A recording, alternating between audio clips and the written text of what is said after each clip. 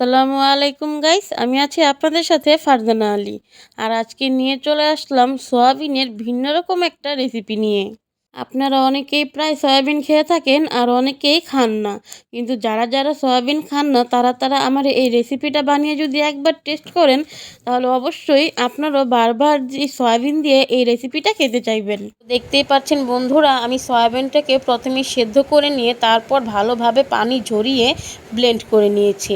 আর এখন আমি সয়াবিন দিয়ে তৈরি করব সয়াবিনের বড়া। কি শুনে অবাক লাগছে তো? ভাবছেন তো কত কিছুর বড়াই তো খেয়েছি, সয়াবিনেরও কি আবার বড়া হয়? তাহলে চলুন আজকে আমার এই সয়াবিনের বড়া রেসিপিটা দেখে নেবেন, আর বাসায় অবশ্যই ট্রাই করবেন আর জানাবেন কেমন লেগেছে আপনাদের।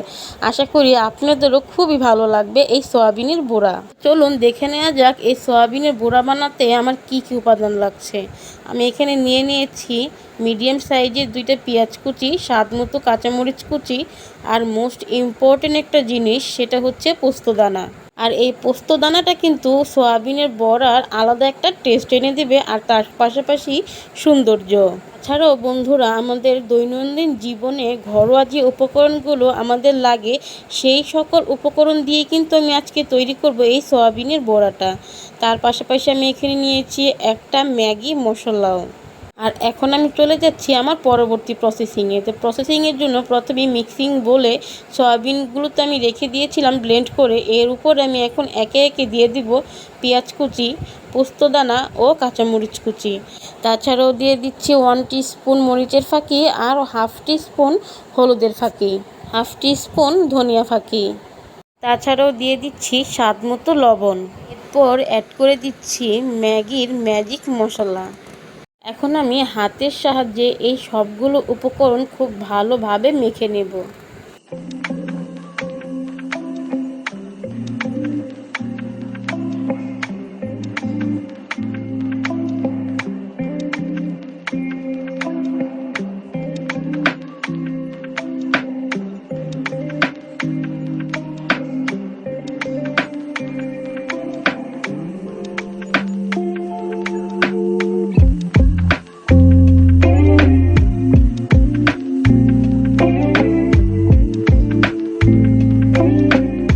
সবগুলো উপকরণ মেশাতে এ পর্যায়ে আমি অ্যাড করে দিচ্ছি 1/2 কাপ চালের গুঁড়ো।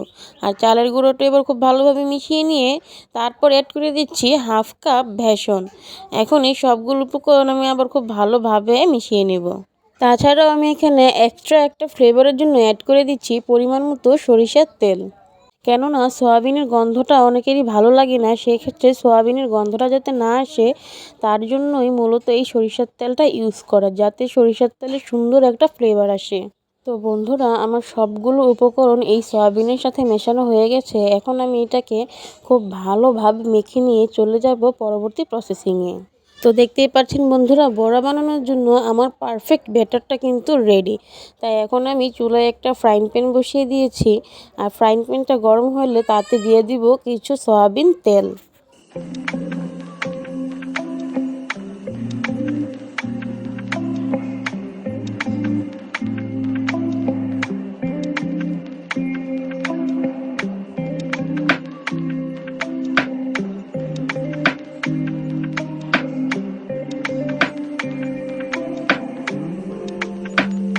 দেখতেই পাচ্ছেন বন্ধুরা, আমার তেলটা খুব ভালোভাবে গরম হয়ে গেছে। এ পর্যায়ে আমি চুলার আঁচটা লো হিটে নিয়ে তারপর দিয়ে দিচ্ছি এই সয়াবিনের বড়াগুলো, আর তারপর উল্টে পাল্টে আস্তে আস্তে সবগুলো বড়া খুব ভালোভাবে আমি ভেজে নেব।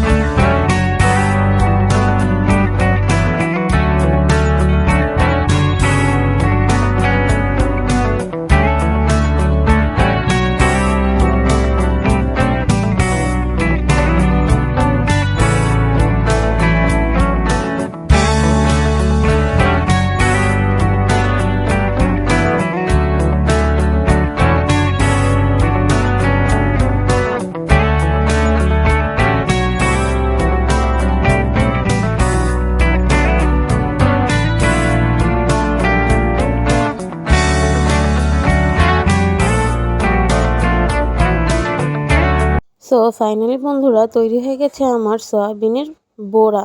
দেখতেই পাচ্ছো বন্ধুরা কি সুন্দর একটা কালার এসেছে, আর খেতেও কিন্তু দারুণ হয়েছে। সামান্য কিছু ঘরোয়া উপকরণ দিয়ে কিন্তু আজকে আমি তৈরি করে নিলাম এই সয়াবিনের বড়া। যারা যারা সয়াবিন একেবারেই খান না বা খেলেও পছন্দ করেন না, তারা যদি অবশ্যই আমার এই রেসিপিটা ট্রাই করেন তাহলে খুবই ভালো লাগবে। তাছাড়াও বন্ধুরা তোমরা অনেকেই আমার ভিডিও দেখো কিন্তু লাইক কমেন্ট শেয়ার কিছুই করো না। যদি আমার ভিডিওগুলো তোমাদের কাছে ভালো লাগে তাহলে অবশ্যই সাবস্ক্রাইব করে আমার পাশে থেকো। আর বন্ধুরা স্ক্রিনে দেখতেই পাচ্ছ আমার সয়াবিনের বড়াগুলোর কি সুন্দর একটা কালার এসেছে এবং খেতেও কিন্তু সেই রকম টেস্ট হয়েছে। আমি ফারজানা আলী আজকের মতো বিদায় নিচ্ছি।